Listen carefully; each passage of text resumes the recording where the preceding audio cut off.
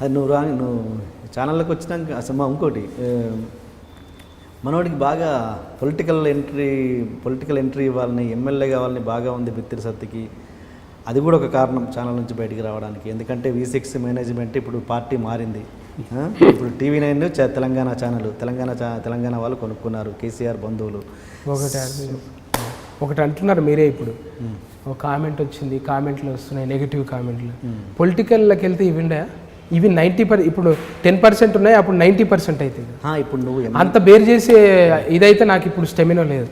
ఏంటంటే ఎవరో తిడుతుంటే పడేటంత నేనైతే అంత భరించేటట్టు అయితే లేదు నేను. ఎందుకంటే నేను బాగా ఆలోచిస్తా, ఎవరన్నా ఏదన్నా అంటే సరే ఇమ్మీడియట్గా తెల్లారే వాళ్ళకి అడగాలి, నేను ఎందుకు వాళ్ళ పట్ల ఏమైనా తప్పుగా ప్రవర్తించినా, ఎందుకు అట్లా జరిగింది, సరే నాదే తప్ప ఒక మెసేజ్ పెడతా, మళ్ళీ మాట్లాడడానికి ట్రై చేస్తా. వాళ్ళు బాగా హర్ట్ అయి ఉంటే నేనేం చేయలేదు, అంతే తప్ప నేను అట్లాంటి వాడిని పొలిటికల్లోకి వచ్చి ఒకరిని తిడతా అని ఎట్లా అనుకుంటూ ఒకరి మీద కామెంట్ చేస్తా అనే అంత అయితే నాకు లేదు. సడన్గా అంటే ఒక పెద్ద వరం లాంటిది ఎవరన్నా అంటే నేను చూసుకుంటా పాటు అని అంటే తప్ప నా అంతా నేను వేస్తా, నేను నిలబడతా అని మాత్రం నేను పోను. ఇప్పుడు ఇది స్కెచ్లో భాగం అయితే కదా TV9 రావడానికి, పొలిటికల్ ఎంట్రీ ఇవ్వడానికి? అస్సలు కాదు, నాకు పొలిటికల్కు ఎలాంటి ఇది లేదు. అదే నువ్వు అసలు ఎమ్మెల్యే నిలబడం అనుకోలే? ఎమ్మెల్యే అన్నా ఏంది, నేను ఎంపీటీసీ కూడా నిలవలేనే. నిలబడం మనసులో ఉన్నదా లేదా? అరే మనసులో అంటే నువ్వు పెద్ద హీరో అవుతావని నేను పిలిచి తీసుకుపోయి పెడితే చేయవాను? అంతే. అది నువ్వు ప్రయత్నాలు చేసినావా లేదా? నేను చేయలేదు లాస్ట్ ఎలక్షన్. గాడ్ ప్రామిస్, నేను అనుకుంటే నిజంగా సీఎం దాకా కూడా పోయేటంత ఉండే నేను. కానీ నేను అనుకోలే, ఎప్పుడు కలవలే కూడా ఆయన. అంటే ఈ విషయంలో మామూలుగా అయితే ఆయన అప్రిషియేట్ చేయటం కోసం పిలిచి బాగుంది, బాగా చేస్తున్నావు అని అన్నాడు తప్ప నేను సార్ నేను ఉంటా, నాకేమైనా ఉంటే చూడండి అని మాత్రం నేను అనలేదు. సార్ కూడా ఆయన కూడా పొలిటికల్గా ఏం మాట్లాడలేదు. ఓకే. ఇప్పుడు అంటే మేనేజ్మెంట్ మారిన తర్వాత కొన్ని తేడాలు ఉండొచ్చు, అంటే ఆల్రెడీ ఓల్డ్ స్టాఫ్ ఉంటుంది. నాకు ఓల్డ్కు న్యూకి కంపేర్ చేసేటంత అనుభవం నాకు లేదు. నేను అడగలేదు, నా క్వశ్చన్ వినలేదు. రజనీకాంత్ వీళ్ళంతా ఉన్నారు, వాళ్ళంతా పాత మేనేజ్మెంట్ సంబంధించిన వ్యక్తులే ఆల్మోస్ట్. ఇప్పుడు నువ్వు కొత్తగా వెళ్ళినావు కదా, మేనేజ్మెంట్ ఏమో కేసీఆర్ బంధువులో సంథింగ్ ఎవరు తెలంగాణ వ్యక్తులు, ఇప్పుడు రజనీకాంత్ ఏమో ఇప్పుడు పాత బ్యాచ్. అంటే ఇప్పుడు వెళ్తున్నప్పుడు నీకు వాళ్ళకి ఏదన్నా తేడాలు గమనిస్తున్నావా? ఏమన్నా ఉన్నాయా తేడాలు అట్లాంటివి? అస్సలు నా ప్రోగ్రామ్ హెడ్ అంతవరకే నా రిలేషన్, దానిపైన ఎవరు ఉంటారు, దాని తర్వాత ఎవరు ఉంటారు నాకు అస్సలు సంబంధమే లేదు. నేను ఎవరితోనూ కూడా అస్సలేం లేదు, చాలా కంఫర్ట్గా ఉన్నారు. ఫస్ట్ నేను బాగుంటా, వాళ్ళని బాగుంచడానికి ట్రై చేస్తాను, అంతేగాని సార్ నన్ను మీటింగ్కి రమ్మన్నాడు నేనేం చూడేంది గిసొంటివన్నీ ఉండేవి. కూర్చుందామంటే కూర్చుందాం, ఏమైనా చెప్తే వింటా. ఇప్పటికీ నేను ఈరోజే స్టార్ట్ అవుతున్నా అనుకుంటా, సరే ఈరోజు స్టార్ట్ కాలేదు, ఈరోజు బాగాలేదు, రేపటి నుంచి నేను వ్యవసాయం చేసుకుంటా, ఈ ట్యూనింగ్లో ఉంటా. కాబట్టి నాకు ఏ రోజు ఎవరు తిట్టినా నన్ను ఏమన్నా నేను పట్టించు. ఎందుకంటే నాకు భగవంతుడు ఇచ్చింది, నా తల్లిదండ్రులు ఇచ్చింది, నాకు అద్భుతమైన వ్యవసాయ క్షేత్రం ఉంది. ఆదాన్ని నమ్ముకొని నేను ఫస్ట్ ఎంట్రీ ఇచ్చినప్పుడు కూడా అవును నాకు ఇంత శాలరీ కావాలి, నేను రైతు బిడ్డను, నాకు ఇంత వస్తుంది, నాకు ఇంత నేను చేయగలుగుతా అని అన్నప్పుడు అమ్మ నీకు గింతనా ఎవడు అడగలే ఇండస్ట్రీలో, గింత అడిగినామంటే నాకు చెప్పండి. నాకు ఎవరు కేసీఆర్ అంటే సీఎం కేసీఆర్, మన కేసీఆర్ కమ్మరి చంద్రశేఖర్ సీఎం అంటే చంద్రబాబు అడగడే స్టార్టింగ్ 30,000 జీతం అడిగినమాట. అవునా? అప్పుడు బిగినింగ్ 50,000 సారీ 50,000 నాకే లేదన్నాడు. అది వండర్, అసలు నాకు తెలియదు. అది మీడియా ఫీల్డ్లో 8,000 మామూలుగా 5,000 8,000 10,000 8,000 నుంచి స్టార్ట్ అవుతారు. కానీ నేను వచ్చుడే 50,000 అడుగుడు ఏంటంటే 60లో నేను వచ్చుడే మరి ఎట్లా రెడ్ టేప్ షూ చేసుకొని వచ్చిన నేను. రెడ్ టేప్ షూ చేసుకొని పెట్రోల్ కార్ వేసుకొని వస్తే ఎట్లుంటుంది అంచనా?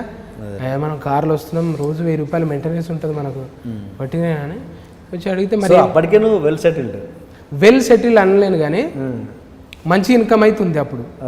అప్పటికి నేను నెలకు 1,00,000 రూపాయలు సంపాదిస్తున్నాను వ్యవసాయంలో. అది అంటే పాలీ హౌస్లని ఫ్లవర్స్ ఉంటాయి కదా, ఈ పెళ్ళిళ్ళకి వాటికి డెకరేషన్ చేసే ఫ్లవర్స్ అన్ని నేను పండించినవి. జరబరా ఫ్లవర్స్ అంటారు వాటిని, కార్నిషన్, జరబరా ఫ్లవర్స్, డచ్ గులాబీ, ఇలాంటివన్నీ మా ఊరిలో చాలామంది రైతులు వేసారు. అంటే ఫస్ట్ మేమే స్టార్టింగ్. ఒక రెడ్డి ఉండే, ఆ రెడ్డితోని మేమంతా ఒక డివోషనల్ ప్రోగ్రామ్ చేస్తుండే, భగవద్గీత ప్రచారం అని. గీతా ప్రచారం దాంట్లో తిరుగుతుండే. అంటే అంతకుముందు ఉట్టిగానే ఆవారా టైపు స్కూల్ లేకపోతే ఆడ కూర్చున్నాడు, గోటీలు ఆడు, ఎవరైనా పతాలాట ఆడుతుంటే ఆడ టైంపాస్ కూర్చున్నాడు ఉంటారు కదా. ఇక అట్లా కూర్చుంటే ఆడికి వస్తుండే వాళ్ళు. ఎక్కువ కాన్సన్ట్రేషన్ అంతా ఈ గీతా ప్రచారం ఎక్కడ చేస్తుండే అంటే పేకాట ఆడేటోళ్ళ దగ్గర, లేదంటే పైసలు ఇవి ఉంటాయి చూడు చిత్తుబొత్త ఆడే దగ్గర, ఆడ కాన్సన్ట్రేట్ వస్తుండే. రాగానే పారిపోతుంటే మా అమ్మ వస్తుర్రా నాయన ఇల్లు వస్తే గంట సేపు చెప్తారు, ఇక దేవుడు అంటారు, అది అంటారు, భగవద్గీత అంటారు, ఆయన మనకేడొస్తాయి అవి శ్లోకాలు, పోదాం పంటరా అని అట్లా కొమ్మటలో సందులకి వెళ్ళి వాడి మెల్లగా అటు ఎక్కడో తేలుతుంటుంది. దొరకబట్టించుకున్నారు. మెల్లమెల్లగా ఒక్కొక్క శ్లోకం మెల్లగా చెవులలో ఆడిస పెట్టి పోసిరు. పోసినాక ఇక మెల్లగా అరే ఇదేదో మంచిగా ఉన్నది ఎడిక్ట్ అయిపోయినాం. మేము వాళ్ళ లెక్క తయారైనాం. వాళ్ళు ఎట్లయితే వచ్చి మమ్మల్ని ఇబ్బంది పెట్టి నేర్పించారో మేము కూడా ఇంకో ఊరికి వెళ్ళి ఇంకొంతమంది పిల్లల్ని అట్లా రెడీ చేయడానికే తయారైపోయినాం. తెలియకుండానే మెల్లగా డివోషనల్గా కనెక్ట్ అయిపోయినాం. అలవాట్లు చేంజ్ అయిపోయినాయి. టోటల్గా పద్ధతిగా ఉండాలి, ఇట్లా కాదు మనం ఏంది ఇట్లుండు ఏంది, మంచిగా మాట్లాడాలి, బూతులు ఉండొద్దు, ఇట్లా మెల్లగా కన్వర్ట్ అయిపోయినాం. ఇక గీతా ప్రచారంలో మెల్లగా తిరుగుడు పెట్టినాం. అట్లా పరిచయమైన ఆ కమ్యూనిటీ ఎవరైతే ఉన్నారో వాళ్ళు కొంతమంది ఫ్రెండ్స్, ఆ ఫ్రెండ్స్ అప్పటికి వ్యవసాయంలో అరటి తోటలు, హార్టికల్చర్లో కొన్ని సబ్సిడీలు తీసుకొని డ్రిప్ ఇరిగేషన్, ఇంకా పాలీ హౌజులు ఇట్లా వేస్తుంటే ఇంట్రెస్టింగ్. అరే మీరు మంచిగా కార్లలో తిరుగుతున్నారు, మంచి మెయింటెనెన్స్, మనం ఎందుకు చేయకూడదు? సరే పైసలు కావాలి, పైసలు ఎవడిస్తాడు? మన చుట్టాలు మన కాందాన్లో ఎవరికి అంత పైసలు ఉన్నోడు లేడు. 10 లక్షలు అంటే ఎవడిస్తాడు? సరే ఏం చేయాలి? 2 ఎకరాల భూమి అమ్మాలి.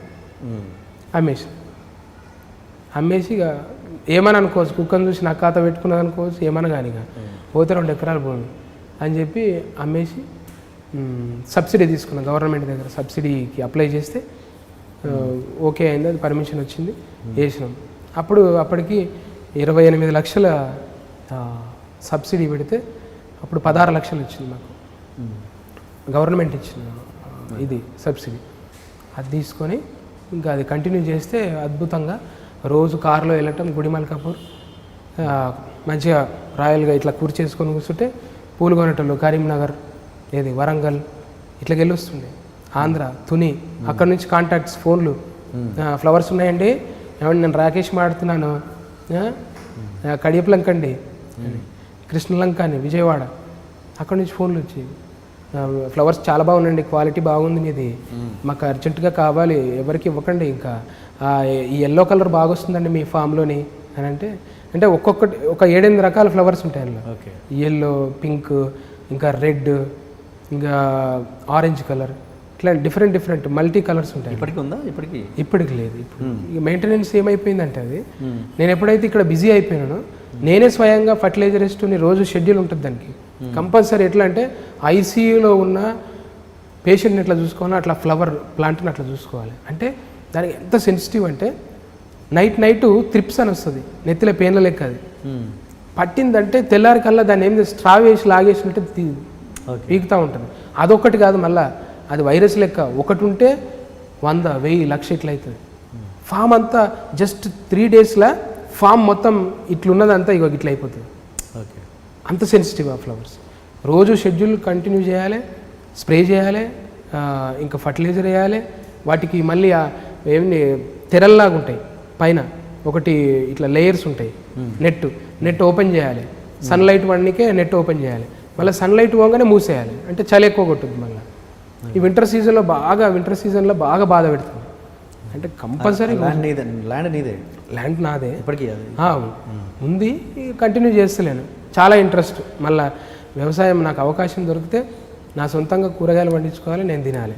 అదే ఏమని విన్నా, అది నా అంటే ఫైనల్గా నేను అంటే బతికిన రోజులు ఓకే, బాగుపడుతుంటే కూడా అవన్నీ కళ్ళ నిండుగా మనం కళ్ళ ముందల నా సొంత పొలం ఉండాలి, ఆ పొలంలో మంచిగా పంట వండాలి, నేను నా సొంత ఆవు పాలు తాగాలి, ఇవన్నీ నా కోరికలు. ఇది ఐశ్వర్యం అంటే ఇది అనుకుంటాను.